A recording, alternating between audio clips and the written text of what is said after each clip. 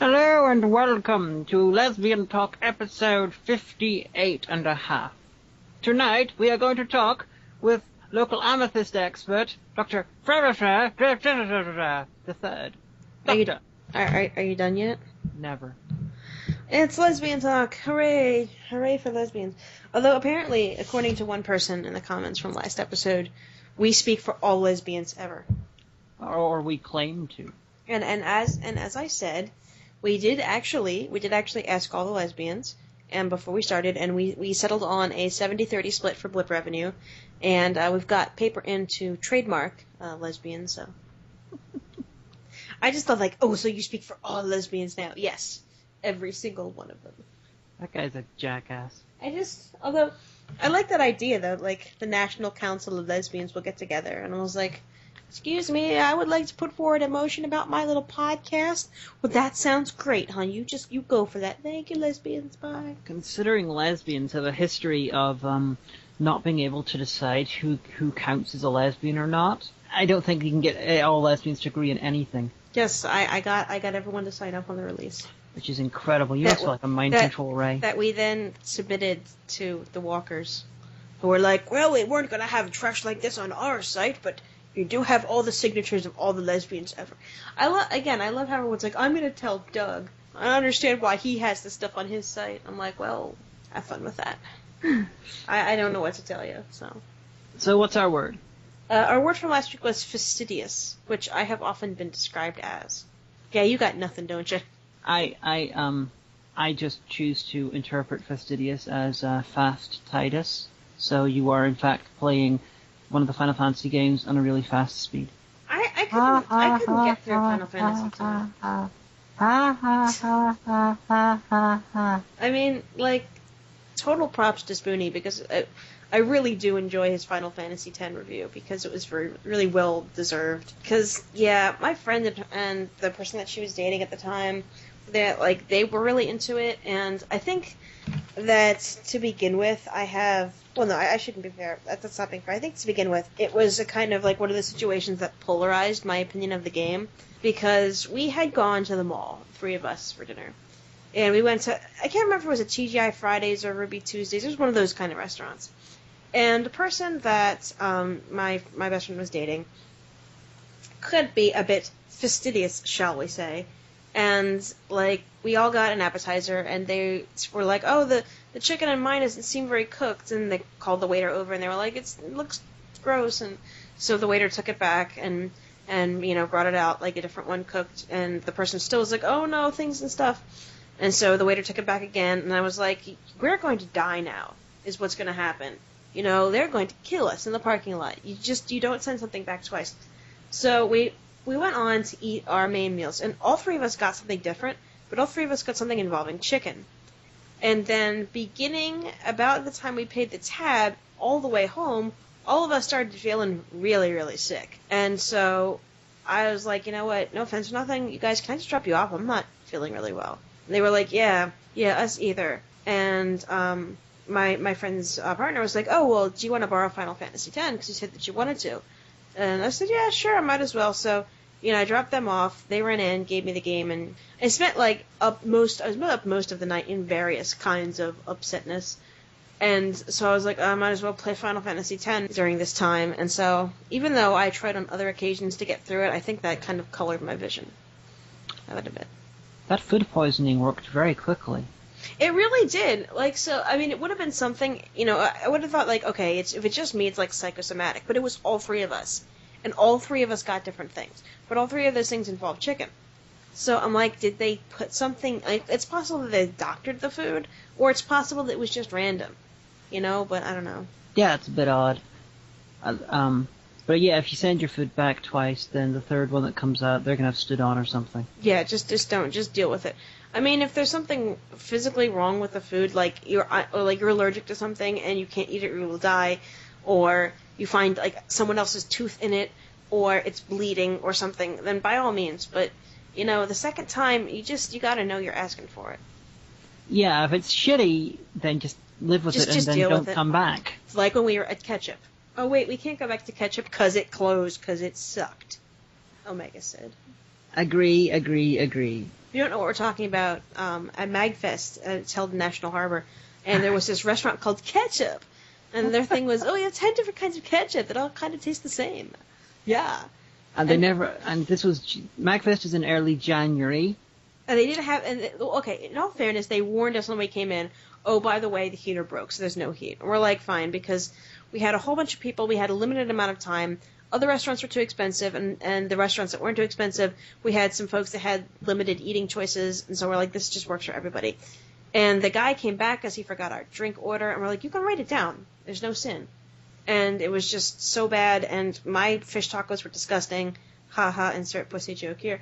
But it was just so disgusting and bad, and I gave them a 1-star rating on Yelp, and then they closed. And then they closed down, and all the people lost their jobs, and it's your fault. Honey, it's National Harbor. It's D.C., for Christ's sake. They found other jobs. Don't worry about it. There's no unemployed people in D.C. ever. Uh-huh. So, fastidious. It's not that interesting a topic. Yeah, you're right. Although, going back to Final Fantasy X, if I ever do meet Spoonie, I'm going to tell him, you know, whenever I think of Final Fantasy X, I think of an incredibly bad bout of food poisoning that I had. And I bet he'd probably say, me too, except I wasn't food poisoned at the time. Except mine wasn't literal. It was figurative food poisoning? Yeah, just like, oh, yeah. It was metaphorical food poisoning? Yeah. Yeah, I was up all night. Oh, yeah, in the bathroom? Yeah, thinking about my existential crisis. Oh, geez, sorry about that, man. But yeah, it actually isn't all that interesting. So what did we actually want to talk about today that wasn't fastidious? We're going to talk about film and television things that either ended too soon or didn't end at all. Yeah. Something like that. Well, pretty much my question to you was, all right, if you could pick, you know, what TV shows you say, I really, really wish they'd gone on for longer. Yeah, and my first answer to that is Wolverine and the X-Men. The animated? Yeah, it was the best, it's the closest adaptation of the X-Men comics that I saw. It's not perfect, but I think it's the best. See, like, I tried to think about it, but all my answers are going to be really dated because I don't watch TV ever because I have Netflix now. But, let's see. I thought Friends should have ended a lot earlier than it did. As in after episode 3? Yeah, pretty much. Well, no, I got into Friends, like, because all my friends were into it because it was the 90s and you could do that kind of thing. But actually, I kind of wish that Carnival, which was on, I don't know if it was on HBO or Starz, or it was on one of the pay channels, and they had several seasons planned out, but they got canceled, and so the show just kind of ends abruptly at the end of the second season. And I really wish that could have got a lot more fleshed out. Yeah, that was an interesting show. They got shafted. Rome was like that as well. Rome, they'd planned for like a 6-season arc, but then they got the warning that they're being cancelled pretty early in the second season, so the entirety of the second season is what was planned to be seasons 2, 3, 4, 5, and 6. So basically it just, moves forward several hundred years to the sacking of Rome? I'm sorry, the final sacking of Rome? No, the series was supposed to be over like 60 years, or something like it, or 20 years or 30 years. It's like they're suddenly like sprinting through history, and it's like really annoying. Just like Xena really Warrior Princess. Yeah, but not tongue in cheek. That's a show that it did end at a good a good place, but I really wish that they'd done a reboot, or not a reboot, a continuation. But with Wolverine and the X-Men, what was the good thing about that was you had stuff set in the present day, and you had stuff set in the future, and Professor Xavier was in a coma in the present day, and he wakes up in the future when the Sentinels have taken over, and it's all X-Men Days of Future Past-ish. And they're trying to they're contacting each other to try and change the future. But then the season ends with the best cliffhanger because they win. But then Professor X is like, "Oh yes, I'm stuck in the future, but hopefully it's a better future." And then dun dun dun, it's the Age of Apocalypse. So Apocalypse is the ruler of the world, and Cyclops is working for him, and Wolverine's got one hand and everything, just like the alternate reality. And it's like, holy fuck, that's amazing! Oh shit, there's not going to be a season 2. How dystopian. Yeah. Well, they went from one dystopia to another. That's true enough. I mean, I'll probably go see Days of Future Past, maybe. But I think I can get a vlog out of it. We'll see. I'm going to see it on, hopefully, Wednesday night. Oh, that's cool. Yeah, see, I just don't feel like doing vlogs by myself because it's just me sitting there with, like, my big fat chin and big fat arms. I'm like, oh. See, usually I can just hide that when I do vlog with you. Well, you could put a mask on, or you could put the camera and aim the camera at your hands, and then, so then you could put your hands, like, whenever you're talking, so it looks like you're a Muppet. That's so silly, and nobody would watch that, and Blip would cancel me. I think someone would watch it. I think you would be the only person who'd watch it. You and Creature, probably. But, yeah, I'm going to see Godzilla on Sunday night and X-Men Days of Future Past on Wednesday night. At least that's the plan. Hopefully vlogs for both. See, people have been saying on media that either Godzilla was amazing balls or it was awful and they went to kill themselves. And if they say that it was terrible and Those awful, might be hyperbole, by the way.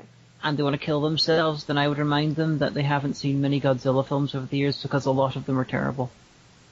Well, I mean, some of these are people like us who've, seen every movie ever. Okay, people like you. And then some of them are like actual, media critics from newspapers and stuff. Well, Godzilla is one of the nerdy sort of areas where I don't have much knowledge in. Me either. So I'm going to go into this not quite a Godzilla virgin, but nearly. But Pacific Rim was really good. I love Pacific Rim, yeah. I've seen, I haven't even seen the original Godzilla, god damn it. I've seen a couple of the older ones. I've seen the 1998 one, I've seen Final Wars, and I will have seen this one. I've never seen a Godzilla film ever, amen. Just... Wait, no, that's a lie. I've seen Pulgasari. Because I watched it for you. Take notes. Well, I've seen Pulgasari as well. It was so now bad. I want to see the American Pulgasari remake. You're kidding me. No, it exists. But is it ancient Korean spiritualness? How can it be if it's American? No, it's filmed in America, but it's set with a mystical, not earthen kingdom. Oh, that kind of wrecks it, actually, a bit. It's the guy who directed the original one, actually produced it after he defected to America. So, is it on DVD? It's hard to find. There are copies floating about, but they cost about £100 each. Oh. This is a hard one to find. I can't even remember the name, but The Legend of Golgamith or something like that. It's got a ridiculous name. The Legend of I'm Free and Can Eat Cheeseburgers. Another show I would have liked to continue would be this British show 14 TV, which lasted for 2 full seasons and a half your favorite season. thing ever that you show me on YouTube. I love that show, and it's not out in DVD or anything, so it's really annoying. But it was just a tongue-in-cheek paranormal show that was presented by a bike-riding, guitar-playing, elderly Anglican priest in a leather jacket. He wasn't that elderly. Well, he was in his 60s. All right. He's still kicking today, but he was a nice guy. I met him in real life. Yeah, really, if you meet him, he comes up and kicks you. That's what you get for believing in aliens. Kick. No, he believes in aliens. Oh, I thought he was like a skeptic who was like, oh, I don't know, it might be true, but we're going to talk about it today. No, he's a complete believer. He doesn't believe in everything, but he believes in more things than he doesn't believe in. Like that one guy who's like, I summoned the Loch Ness Monster, and they show him like standing on the loch's edge, like going woo, woo, and he's like, well, the monster's not ready right now. He's tired. I'm like, you're full of shit. You are so unequivocally full of shit. The guy who was trying to raise the Loch Ness Monster in that episode, that was Doc Shields. He's like an Irish magician who moved to Cornwall and has like his naked daughters who were like a bunch of coven of witches, and they tried to raise the. I think he's it wasn't an Irish con man, is what he is. Yes, he started off as a pop musician, but he wasn't. It wasn't Nessie. It was Morgar, the Cornish sea monster. And, whatever. But he took some of the best photos, the best forgeries of photos of Nessie ever. There's a brilliant color one which looks like a really good special effect, but Tony Shields is quite a character, shall we say. Photoshop. Is there a monster in Loch Lake in Northern Ireland? Loch Ness? No, there's not. I like to call Loch Ness Loch Lake because it annoys my father-in-law, and he's like, "Why do you do that?" I'm like, "No reason. I like to. It's Loch Lake. What's the problem here?" But other shows. There's one show which I am really glad it ended as abruptly and early as it did, and that's Mortal Kombat Conquest. Because Mortal Kombat! Sorry, I'm contractually obligated to do that. Please continue. Mortal Kombat Conquest was one of those shows that came out after Hercules and Xena, and it was like Hercules and Xena in its construction. There was a whole bunch of those of shows like that. We were talking about this the other day, and they all seem to be on Saturday afternoons at 4 o'clock. Yeah, and I'm still to this day surprised that no one made a Beowulf show in that vein. That would have been pretty cool. But Mortal Kombat Conquest was set up like that, and the final episode is amazing because they kill the entire cast, including Raiden, the god. They destroy the Earth. It was supposed to be revealed it was a dream in the second season, but there was no second season. So it's like Mortal Kombat, the TV show, which was meant to be a prequel to the films, completely destroyed the universe. That's it's all amazing. canon, baby. That's beautiful. was trying to think. Let's see. Oh, this is a British show, but I got into it because of Netflix. There was 3 seasons of a show called Kingdom, starring Stephen Fry, who is this lawyer in this little teeny small town, and it was a bit comical and a bit dramatic here and there, but it was really compelling, and it ends on this cliffhanger, where he's just found out he's not related to the man he thought he was, who was his father, or the guy he thought he was, who was his brother and his half sister. And the last line is, "But if I'm not Peter Kingdom, then well, who am I?" And I was like, oh crap, this must be one of the ones where Netflix didn't get all the seasons. No, it ended on a cliffhanger, and they didn't renew it. And Stephen Fry was actually kind of pissed off when he found out about it. Well, that sucks. Now what am I gonna do? I got really invested in the show. I haven't seen that show. I don't think you'd like it because there's no one dying in gory way. It's just like a nice little show. Oh, well, thank you. That's my entire criteria for liking a TV show. It's not weird enough. You wouldn't like it. You'd be like, this is too normal. I need to go watch blood surfing ninja hookers to feel better about life. Preferably made with puppets. Exactly. Because that's exactly the kind of stuff you watch. See, you shouldn't have married me. You should have married Brad Jones. Then you guys could watch all the same stuff every night. I don't know. Brad might be a very, very fine guy, but on the other hand, he liked The Conjuring. I didn't see The Conjuring. It was terrible. All right. Me and Robin were the only people in the entire world, apparently, who really hated it. I probably would have not liked it because I like when horror makes sense. It was very derivative. There's lots of things to be afraid of, but you need to take science seriously. It was a very derivative horror film, and amusingly, because it had themes about children and things like that, and because of the star, I decided it was a non-canon sequel to Jan de Bont's Haunting remake. Okay. But there's loads of things I wish had continued longer, like Robotic. I'm not familiar. Robotics, it was like a bunch of little episodes, and they edited them together to be a film, and they were hoping that it would go to a series, and it never did. And it's just the most generic Transformers takeoff idea ever. Oh dear. But I found it amusing. Well, you know what? I didn't think that I would like, but I did. And they only got a pilot. What was it? Eddie Izzard was in it, and it was Mockingbird Lane. Yeah, it was like kind of the Munsters, but not really. The Munsters remake that was much better than it had any right to be. I know. I hate the Munsters because I think it's camp and stupid. But you were like, watch the pilot with me. I'm like, oh, fine. I'm like, oh, I like Eddie Izzard. Actually, this is pretty cool. You're like, it's just a pilot. It'll never happen. I was like, oh. I know. Okay, I don't care for the Monsters. I prefer the Addams Family. I even like the Addams Family 60s show, and I don't like the Monsters. I don't like the only Addams Family I like were the movies because they were fucking brilliant. I'm sorry. They were awesome, and I love them forever. Well, I don't much care for the first Addams Family movie made in the 90s. It's okay, it feels like an uncomfortable mishmash of the second Addams Family movie, which I think is really good and dark and stuff, and the 60s TV show, which is light and campy. One feels like a mixture between the two to me. I don't like camp. But I liked the writing in both of them, because one thing that I always did like about older movies, the Thin Man movies especially, was that the writing in a lot of older movies, the comedy was tight. It was very tight. It was very cutting, witty one-liners and responses. And sometimes I feel like modern movies, when they're like, it's funny, and you're like, no, it's not. But the writing in that was funny. It was good, and that's what I liked about that. You know what else should have lasted longer than it did? Hmm? Okay, well, it should have been shorter than it was, and it should have been longer than it was. Gargoyles. Yes! Oh my god, I watched that every day after school. Because the third season was only 6 episodes long, but they fired the entire, people who made it good, and so the third season was entirely terrible. And so it should be shorter than it was. There should be no third season. However, they should have kept those guys on and let them do their own third season. I would have watched a full-length movie. I would too. I think you could do several films based on it. But see, the thing is, I would want all the original voice actor cast because I'm weird like that. I think we could survive without them. What my suggestion would be is you get Keith David to play Hudson. Who's Keith David? You have to remind me. He did the voice of Goliath, and he's older now. He's in his 60s. Oh, that's a good point. Yeah, and a lot of the Star Trek. Oh no, the Star Trek people would still be up for it. No, they're in their 50s now. They're too old. Honestly, if you're going by looks-wise, the person who plays Xanathos would have been... No, but I mean, when I say full-length movie, I don't mean live action. I mean animated. Makeup-wise, something like Hellboy or Tim Curry in Legend.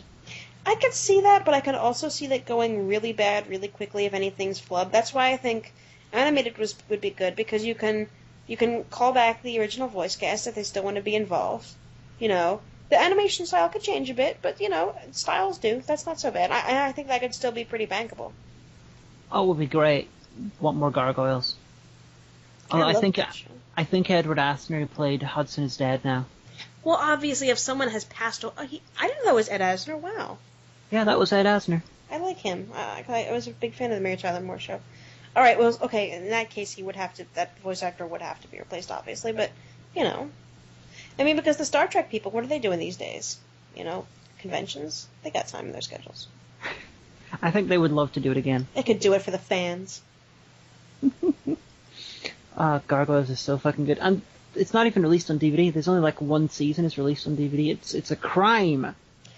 I'm sure you could find it online somewhere. RMBRTs. Someone give the rights to Gargoyles to, like, Marvel, because they know how to handle doing the bigger studios. Wait, Disney owns Marvel, right? Yeah, Disney owns Gargoyles. They could just transfer it. That'd be great. Disney, get on that. Because now that you own Blip, I'm sure you're listening.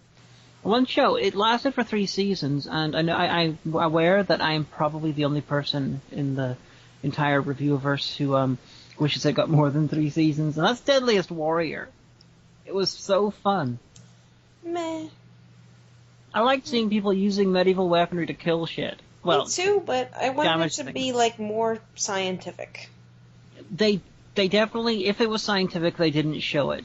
It's just through watching all the episodes and watching, like, you know, behind the scenes things and all, I get the feeling that it was probably more scientific than they showed, but they deliberately didn't show any of the science because they wanted it to basically to be all jockish. But I think, and this is just my guess, I think they had more scientific stuff than we saw. But I admit it is a very flawed show. I mean, you know, they're like, we ran the numbers 5 bajillion times, and we figured out that Shaka Zulu actually would kill a soldier who's armed with nuclear ordnance. And I'm like, wait a second. Quite right, because Shaka Zulu was defeated by William Wallace. I remember that episode. Yeah, but it's just like the ones at the end that were just so... I don't know. And then they were like, we asked these Japanese guys who are, you know, their families were trained in this, and, like, the guys are like, things and stuff, and, like, and here are some other assholes who think that they can win. And they're like, yeah, what are you gonna do, you little short Asian guy? And I was like, hey. Yeah, to the short Asian guy. The so-called experts were almost always, and nothing assholes. to do with it. Like, Willie, hello, I'm of the right nationality, and I can semi-competently swing a sword. Obviously, I'm an expert. It was so wrong. And, like, at the one episode, I don't even remember, and they might have been Asian, but they might have been something else, but I really wanted those little guys to just be like, fine, you know what, and just go crazy with that all over the camera crew. Be like, you like that? Huh? It reminds me of the one where you had the Shaolin guy who, as far as I can tell, was trained in something.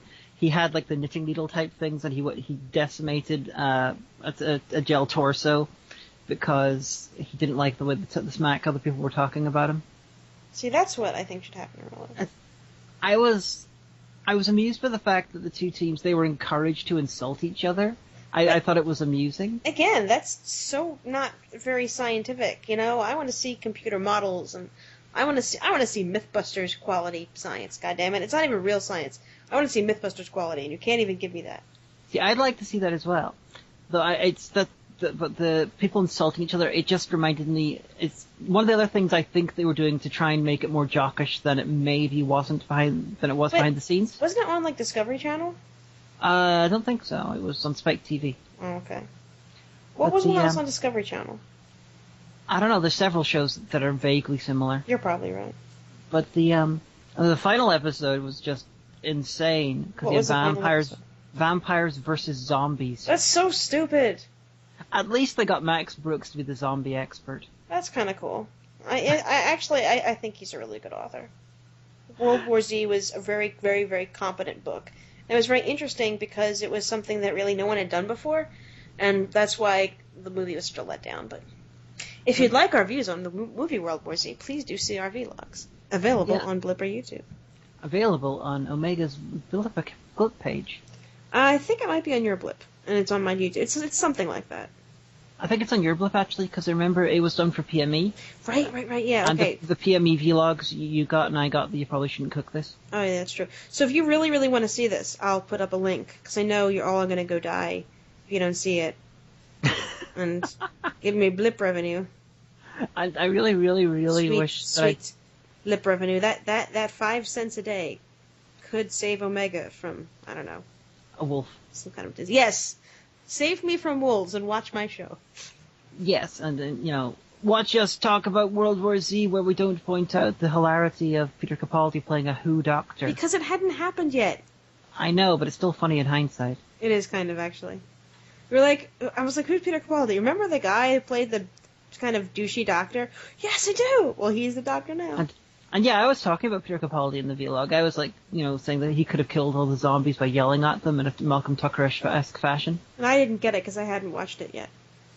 I watched most of the thick of it. I find I find Deadliest Warrior entertaining, and possibly it's because I find it entertaining I want to defend it to some degree, but... Oh no, I criticized something that you like. You better go whine about it on Tumblr. Actually, I was a bit unfair to Tumblr, as this was pointed out, but a lot of people said they agree with me, so that still makes me right. Oh, a show that really should have lasted more than the paltry 26 seasons it got? Funner. Classic Doctor Who. But it's still going on. Classic Doctor Who. Oh, classic. Well... Although, I have to say... But honey, if it had persisted through the years of nothingness, what would differentiate classic from new? Probably nothing. I think that if classic if it had continued on unbroken from 89 to 2005, I think it would have evolved into a show very similar to 2005. But because it would have been gradual, I wouldn't have been quite so annoyed by the suddenness of the changes. I guess so. It's like if someone watched Doctor Who from first season William Hartnell, say, second season of Patrick Troughton, and then suddenly came in with like Colin Baker's, they'd be annoyed by the changes too. Why is it in color? Why does that man have curls? Oh God. Yeah. If it happens gradually, you'll be okay with it. But I really do think that classic Doctor Who, if they had got one more season, then it would have... down to Doctor Who with us, doesn't it?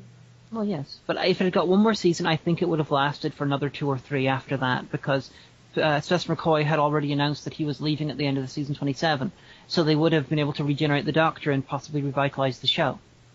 And I think that the BBC would have been happy to give it a couple more seasons just to make sure, to see if it worked or not. That's possible. Yeah. Yeah, but so, anyway. Here's a very important announcement for all people who watch, or who listen and watch to Lesbian Talk, that in case you didn't know, the Uber edition of Dragon Age Inquisitor has been announced. So if you want to get that, it looks like it's only a GameStop pre-order right now. But it comes with a whole bunch of stuff. You guys only have no idea. Lots of stuff. And I love stuff. And a lot of people on the forum were like, but do I really want to pay a whole bunch of money for stuff that's going to sit around on my shelf? And a lot of us were like, yes. Yes, you will. But we've got to mention a show that didn't last very long that everyone finds really lovely, which you don't like so much, but I think was well written, but not quite as original as everyone else, and that's Firefly. Well, it's not that I don't like it. I do like it. I thought it was good. I thought it was really competent. I like the genre Space Western. I've written Space Western before. But the thing is, I don't... And I said this at the time because I didn't watch it when it was on TV. I got it on DVD. Because I had a group of friends that wouldn't shut the fuck up about it ever. Ever. And the thing is, I'm like, do I really want to watch this show? Because I have this idea that if I watch the show, I get worried that I'll, become instantly converted and radicalized, and I'll have to be a card-carrying member of the Joss Whedon cocksucking brigade. And that's just not what I want to do with my life. And yeah, it was good, and it sucks that it got canceled early. But that was a very long time ago now. Like, it's done now. And it's cool that there's an RPG out there. I used to have the book until a roommate stole it. The rules are okay. It's like one of those, 1d4, 2d6, 3d8 bullshit systems. And that's alright, I guess. And there's books and comics, and they can be fun. And Serenity was a good movie. It was good. I liked it. But it sucks that it didn't get the recognition it deserved. But it's time to grow up. It's not farm times anymore. We have iPods now. Let it go. Just like in Frozen, let it go. Being from the UK, our traditional length for a season when it comes to a drama or a comedy is 6 episodes a season. So people complaining that their show only got 13 episodes and like it's the end of the world, it's really amusing to me because that's a good run on British television for it's 2 or 3 seasons. So that's, how many, 12 or 18 episodes? It's like you guys are just so used to 22 episodes a season. It's just... And for shows lasting forever. Yeah. Well, over here we have Doctor Who, which had at times had about 40 episodes a season. That's true. Oh, another show, but that lasted 13 episodes, and I wish it lasted longer, just because it was so damn amusingly clever, and that was The Lone Gunman. Both? You know what? I never really got into it. That and Millennium. Couldn't get into that either. I loved Millennium and The Lone Gunman, except for Season 3. Millennium Season 3 was terrible. Season 1 and 2 is where it's at. I got in on I think I saw the pilot episode of The X-Files, actually. Oh, no. I saw the first episode with Eugene Victor Toombs, and then eventually, after the DVDs came out, went back. Yeah. And it was something I saw the commercial for. I was like, oh no, a scary show. I'm not allowed to watch scary shows, but this one looks okay. And then I realized that I was in middle school and probably wouldn't get in trouble. And so, yeah, I was all about... And then when they had that show Sightings... I don't know if you guys got Sightings in the UK, but it was this really stupid It Must Be Aliens kind of show that for a long time before Millennium was the hour before X-Files. Yeah. Man, I want to go watch X-Files again. I'm surprised the 90s deliciousness. I'm surprised they put Millennium on before X-Files. Millennium was much darker than X-Files. Well, it was technically after our watershed because Millennium was at 8, X-Files was at 9, and then the news was at 10, so... Our watershed's 9, but see, if I was going to arrange it, I'd be like Lone Gunman at 8, X-Files at 9, Millennium at 10. But 10 was the local news. But but Lone Gunman was okay. Both Millennium and Millennium and Lone Gunman to me were better than their parent show. It's bizarre that X-Files got 2 spin-offs, and I prefer both the spin-offs to the X-Files. X-Files was awesome. You shut your mouth. And neither of them lasted as long as they should have. Millennium got 3 seasons. Its first 2 were really fucking good. And the end of its second season is one of the best pieces of television art I've ever seen. It's this music set bit with this woman releasing a virus and going insane. It's fucking brilliant. It's all set to Patti Smith's horses. It's brilliant. Oh yeah, I've seen that bit on YouTube because you were like, watch this bit on YouTube, and then you send me YouTube links. Oh no, I watched that with you in at your house. Okay. But Lone Gunman, the pilot to that was incredible. The pilot was nothing like the show. The pilot was like an episode of The X-Files, but it featured the government hijacking an aircraft and then trying to fly it straight into the World Trade Center. Oh my! And this I didn't know that. The pilot came out about 3 or 4 months before 9/11. I totally missed that bit of pop culture knowledge. Oh, there you go. But the series from then on was much less serious. They had they're convinced that one of them son might be, he might be the son of this Nazi sympathizer, and they got to investigate Nazis who are poisoning people, or they have this guy sending messages to the Chinese via subliminal messages in a kids' television program. It's ridiculous. See, the thing is that now, conspiracy theories like that, are taken, people actually on the internet take seriously.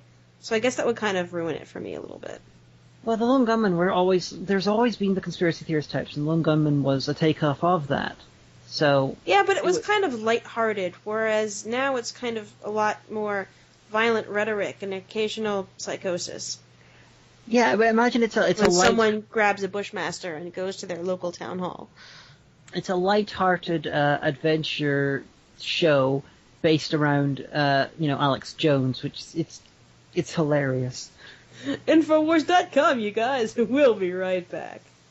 Yep, right. They are basically Alex Jones.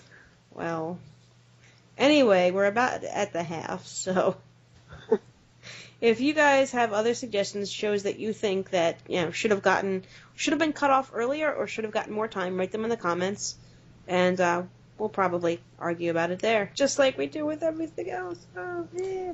Also, if you have any suggestions for topics we can talk about, there is a Hellhagen thread on TV tropes, which was set up by someone. No, use the forum thread. There's a Tigwatig on the Tigwatig forum. There's a thread there for Lesbian Talk in the Demon Hagen section.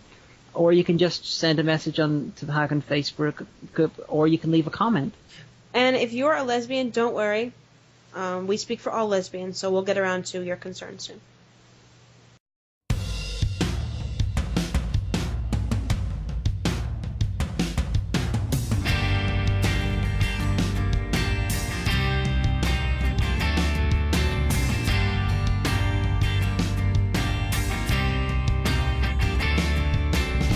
What would I give to see you smile, to hear your laughter once again? I'd dash the dawn to vermilion pieces, to feel your poison in my vein. What would I give to hold your hand, to feel your heart be close to mine? I would walk the world in circles, alone until the end of time, with Quicksilver in my bloodstream, Quicksilver on my skin, Quicksilver coursing through me, burning, blazing deep within.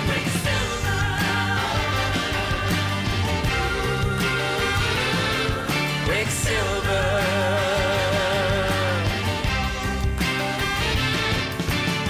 What would I give to relive the past, every pleasure, every pain?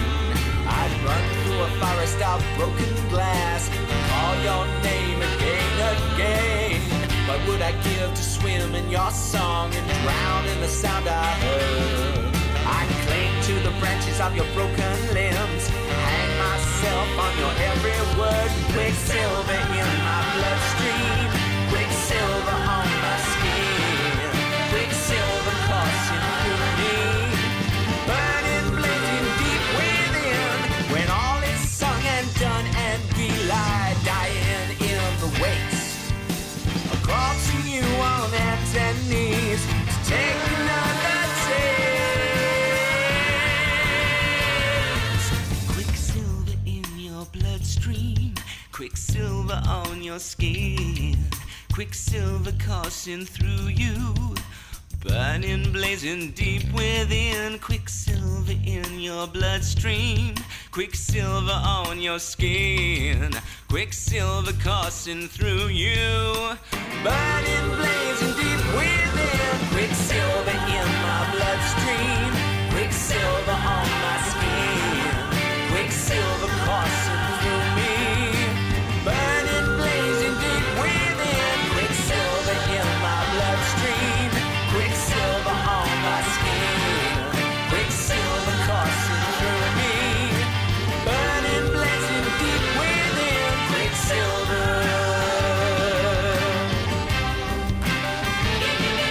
Quicksilver.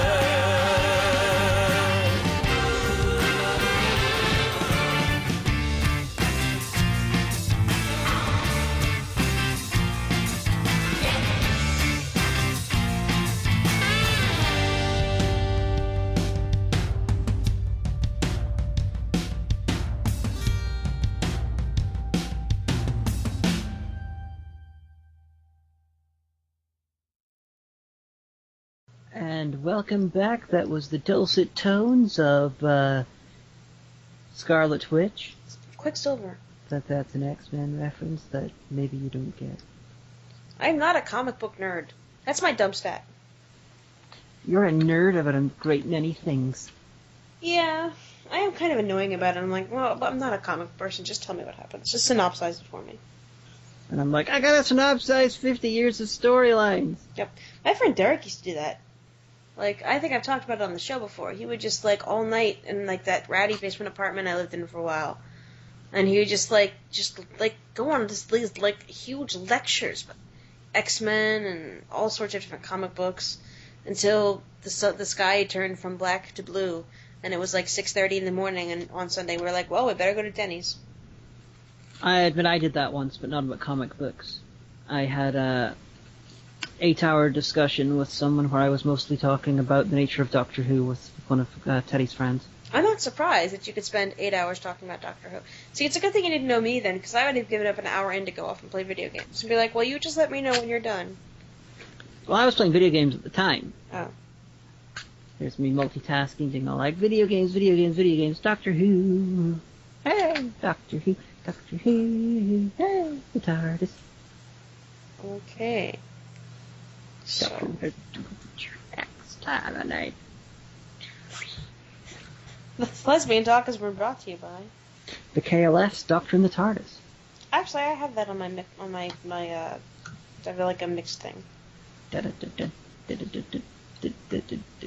Okay. So if you're are you done singing for us? Probably. You sure? Probably. All right. So at any rate, it is time for his favorite part of the week. And Giovanni, are you with us today? Yep, boss, sure I am. How y'all doing this fine Saturday afternoon? It's not an afternoon. It is for me, and that's all that counts. I'm in the future, bitch. Nobody cares what you think about life. So anyway, hello my adoring radio public, and have I got a really great trivia question for you. Okay, when is a wolf not a wolf? When it's a dog. No, that's stupid, and we'll talk about genealogy later. When it's a puppy. No. Are you gonna let me finish? Yes. Do you want to read the trivia question this week? No, I didn't think so. Did you know that the maned wolf is actually not a wolf? It's true. It's a dog located in South America and thought to be related much closer to a fox than to a wolf. There was also a creature known as the Tasmanian wolf, which was also not a wolf. It's classified as a marsupial, like a kangaroo or a wolverine, and lived at one time throughout Australia, New Guinea, and Tasmania, believed to be extinct. Fuck you, mammals. I'm pretty sure the Tasmanian wolf isn't a mammal. It's No, because mammals extincted the marsupial, so fuck you, mammals. Oh, marsupials are a type of mammal, are they? No, the mammals, the humans, you made it extinct. So fuck you. Oh, confused. Okay. I'm not surprised. But anyhow, my adoring radio public who loves me so much that you tweet to Omega about it, I will see you all next week. You're so polite. I'm always polite. You insult our guests. You interrupt the lobster. Well, yeah, the lobster's a guest at the same time, so really I've only done one bad thing. Yeah, but you've insulted other guests. What other guests have I insulted? You always, whenever we have people on, you insult them. And I'm like, don't say fuck you to the guest. That's not polite. It's not how we do things here. While I'm pretty sure that you're probably right about that, and that I've insulted guests, I can't remember doing it.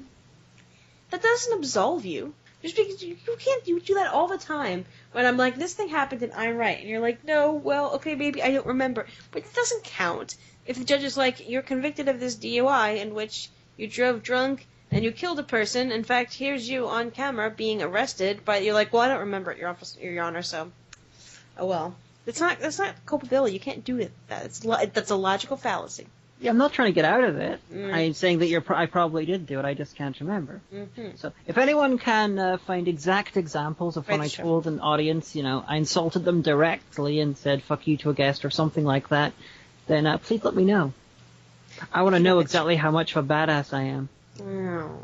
Well, so we've got one of our regular features down. We're coming up on the other. And that is One Time at the Store. Now, if you're just joining us for the first time, if this is the first time you've heard Lesbian Talk, I have spent over the past decade working for a large chain bookstore. I have seen and heard it all, from the bizarre to the amazing to the ridiculous. And this story is one of those times. Now, it's a really good thing that we record after I get home from work on Saturdays. Well, now we're doing it that way. Because usually I don't have to think of a story, one's already happened. So, I was shelving this morning, as I am wont to do.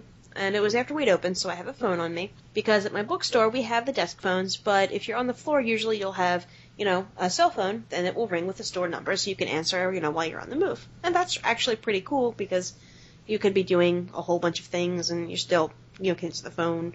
And sometimes someone will call, and I'll be right in that section, so that's helpful. So I'm shelving and guarding. And the phone rang. And I wasn't the main info person. She was downstairs, so I let it ring twice, and I got on the second one. And so I said, hey, how can I help you, store?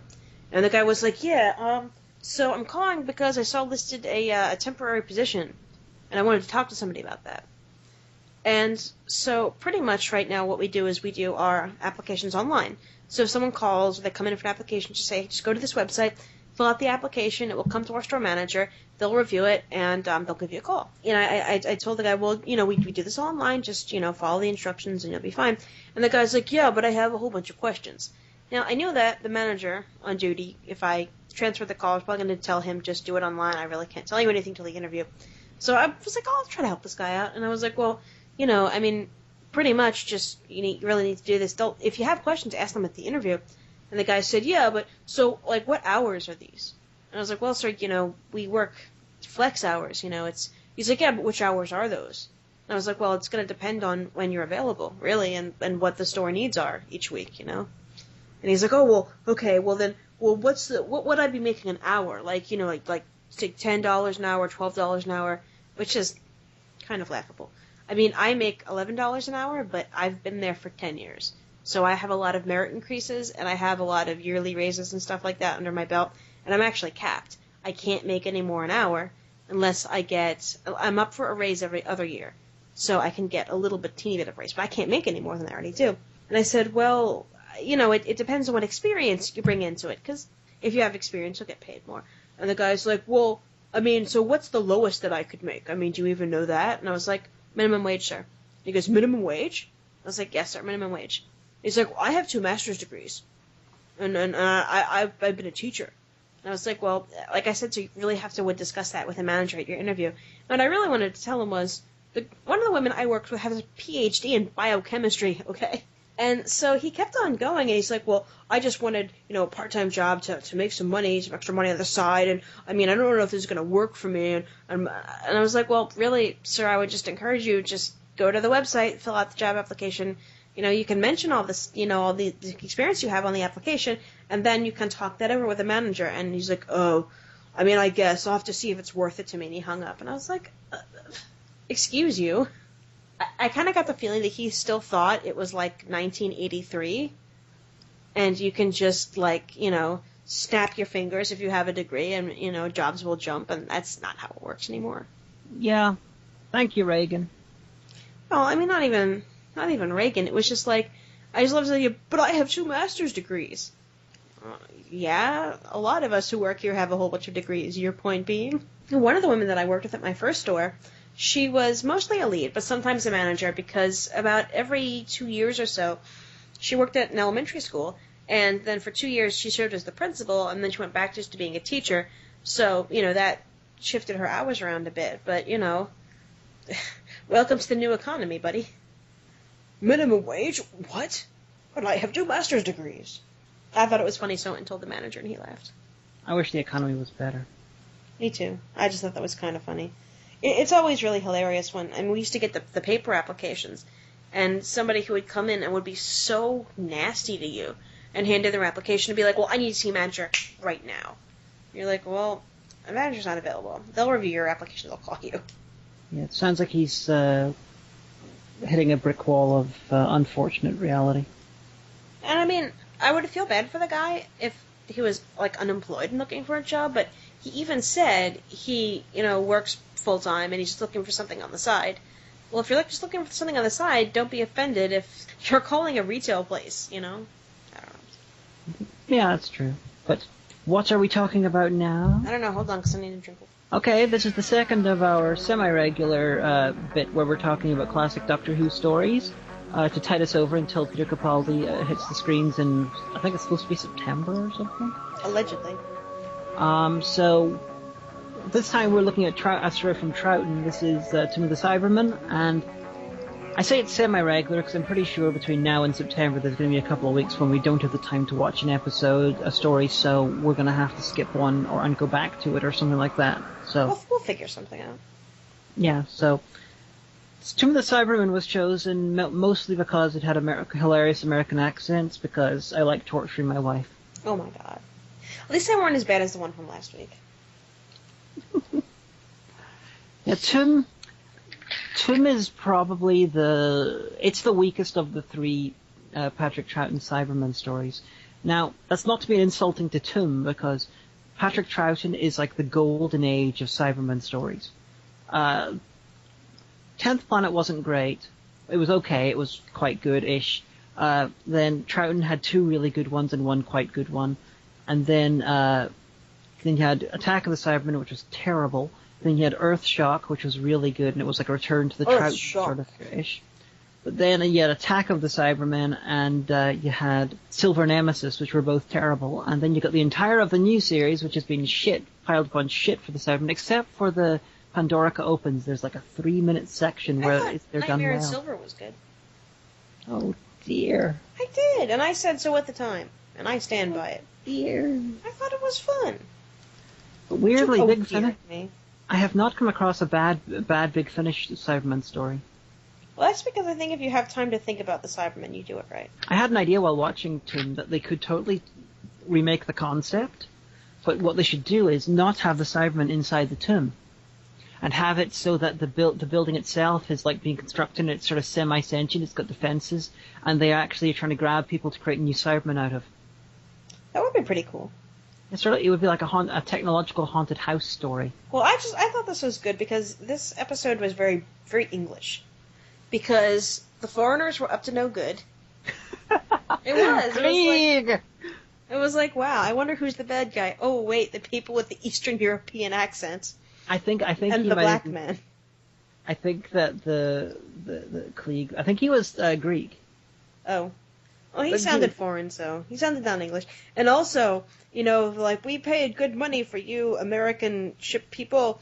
Oh, yeah, he's not going to get his 50 pounds now, is it? Because he's dead. I was like, wow, it's future humans still on the pound. There you go. Strongest currency in the empire. And yeah, the villainous black guy, Toberman. I love Toberman because he's just there he's like, I have a thing for silent characters who are badass, and so Tobin was pretty silently badass. But when he did talk, he had this really, really amazing Transylvanian accent. Yeah, it was like, where are you from?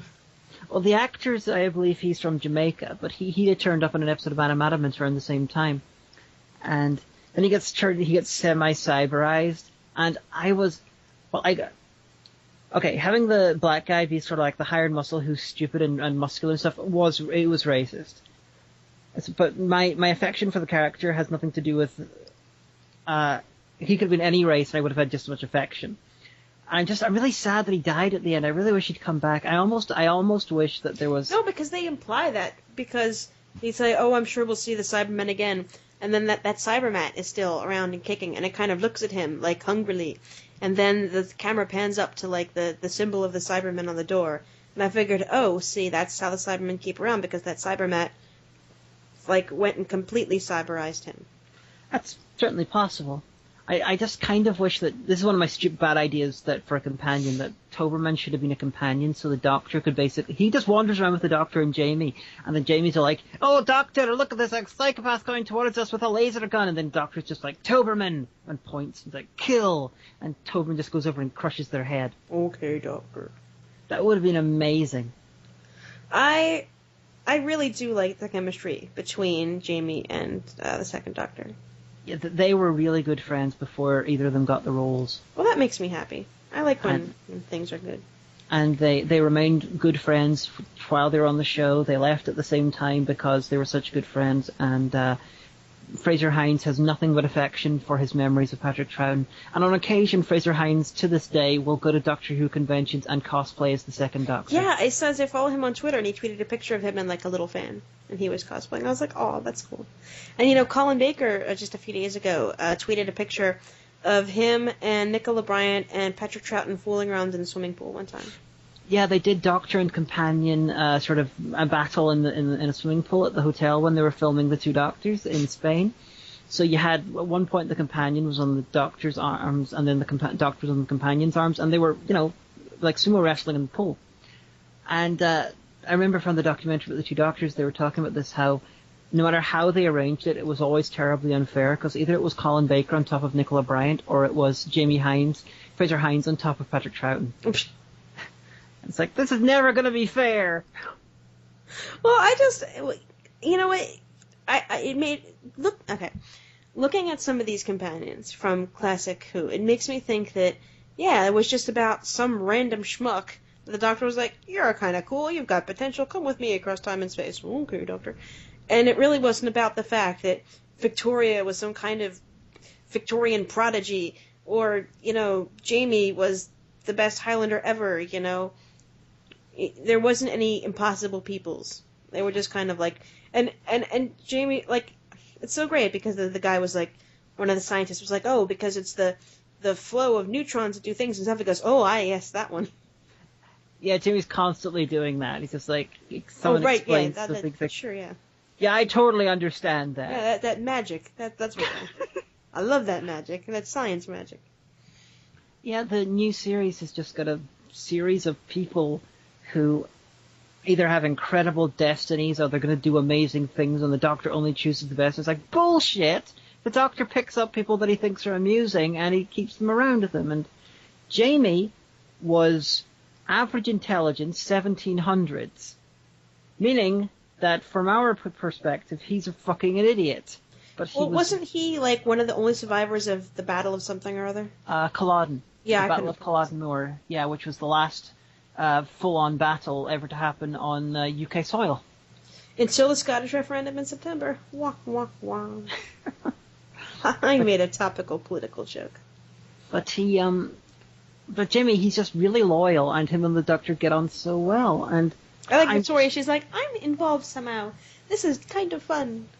I'm Victoria, and I have no idea what's going on. See, and the only problem with Victoria, and it's not to do with her character or the actress or anything else. It's like, so there's this girl who's bad, and she has the accent, so she's one of the bad guys.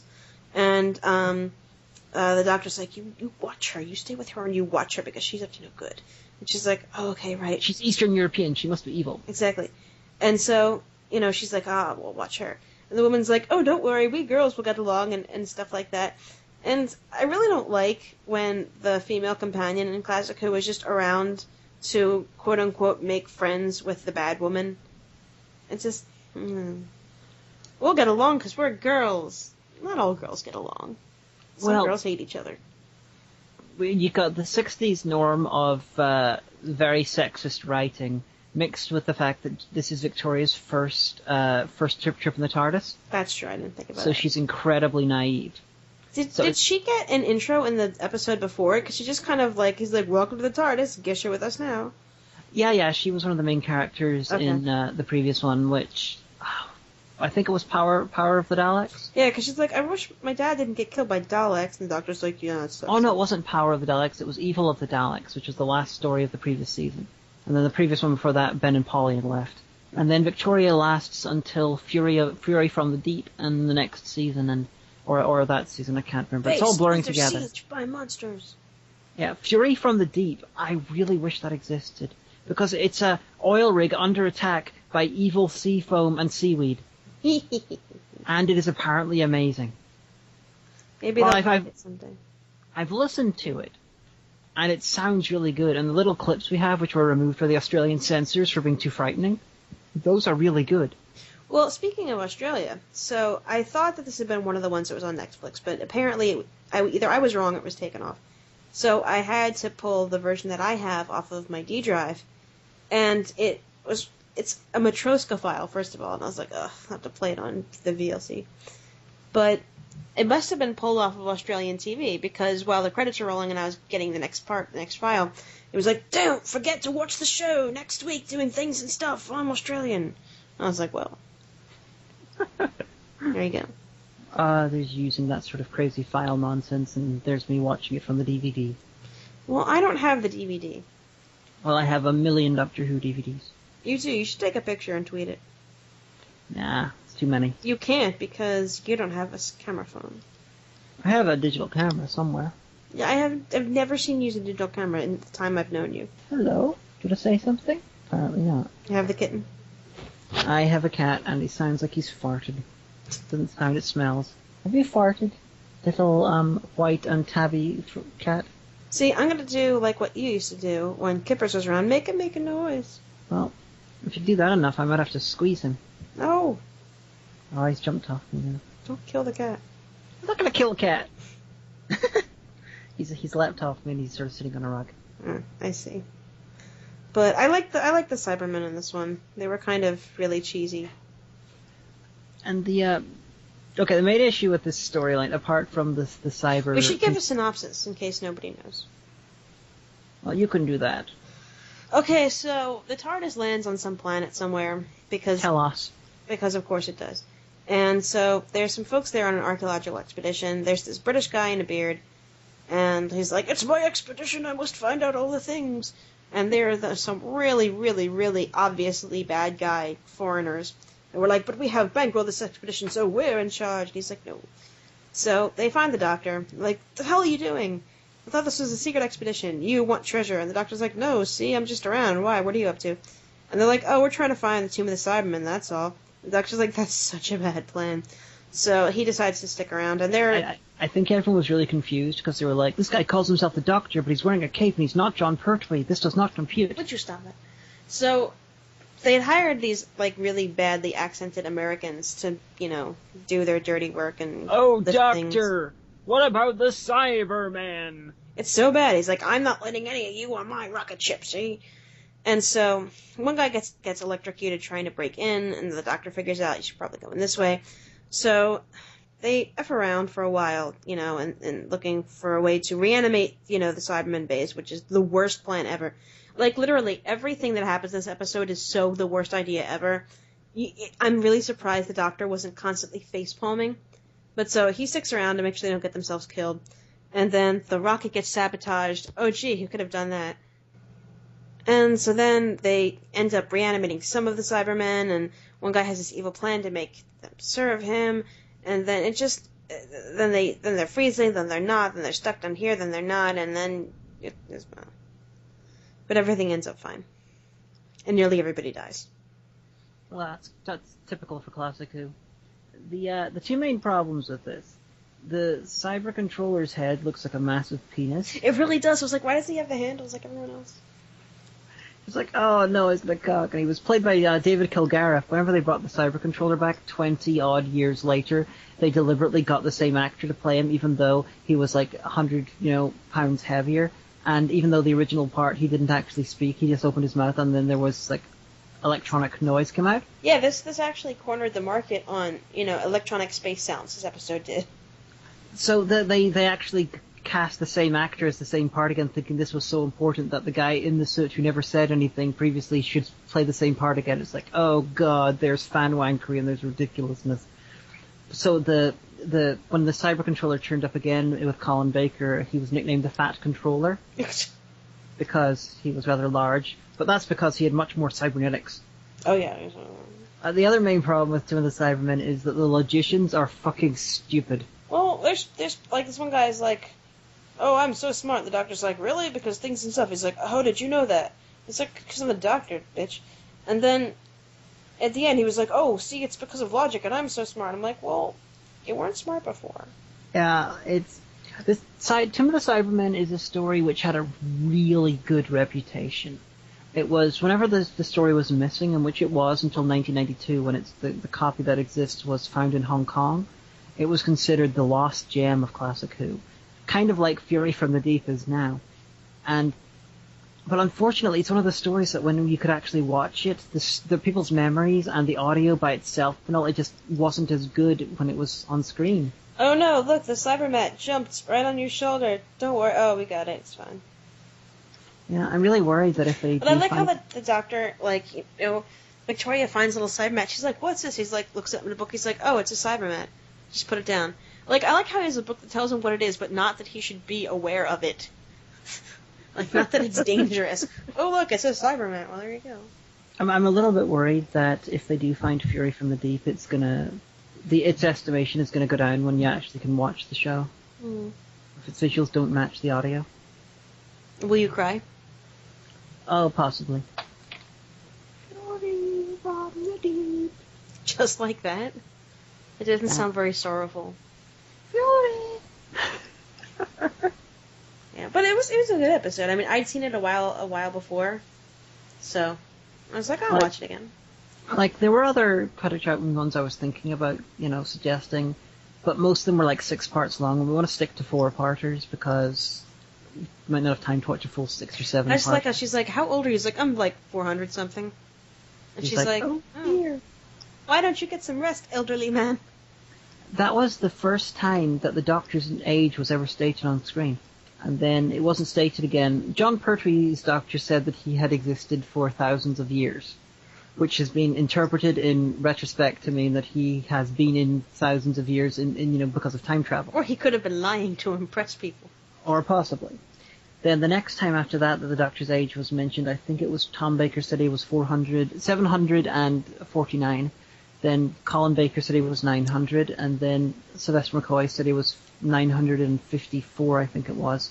And then the news show went back to 900, and then they went up again, and then by a couple of years. And you can see why I get so annoyed by the aging changes between the two seasons. No, see, it's because of the moment. Classic Doctor Who, the Doctor's age was one of the things that was kept pretty much But he could lie. I mean, why does everyone always assume that the Doctor's telling the truth? Well, generally, if he's got no reason to lie, then... No, but he might have a good reason. It just hasn't happened yet. Well, maybe, but in Classic Who, with the exception of John Pertwee's one, the age is consistent. That's a good point. That's why, and then New Who just decides that, well, 1,400, or whatever he should be logically by that point, that's just too old, but 900, that's just avuncular. So anyway, it's coming up on time for the dictionary. Oh, no. Yes. Got the dictionary in my hand, and what page should I turn to? Please pick one that we haven't used yet. Sorry if it sounds like we're under attack. My neighbor's obsessed with his yard. Literally, 700. He mows his lawn like once a day. Okay, I was going to say 752, but because we just talked about the second Doctor, so 450. Okay, hold on. Okay, one or two. Well, second Doctor, 2. Alright. Out of 28. I think Tomb of the Cybermen is like 4, because there's 4 parts in Tomb. Nixon, Richard Milhouse. At this point in time, it was 1913 to blah, but he's since passed away. The 37th President of the United States. Okay, that will be interesting. Why are proper nouns in the dictionary? I don't think that should be. Well, you can complain to them. This will give us a chance to talk about Oliver Stone's film, Nixon, which I think is one of his best films. I haven't seen it. Does that mean I have to watch it for next week? No. Woo, I win! You have nothing to say to that. Yes. But, anyway, for this week, I have been the Omega, and who do you want to have been? Because it's Tomb of the Cybermen, I have been Fraser Hines. I can deal with that. We'll see y'all next week.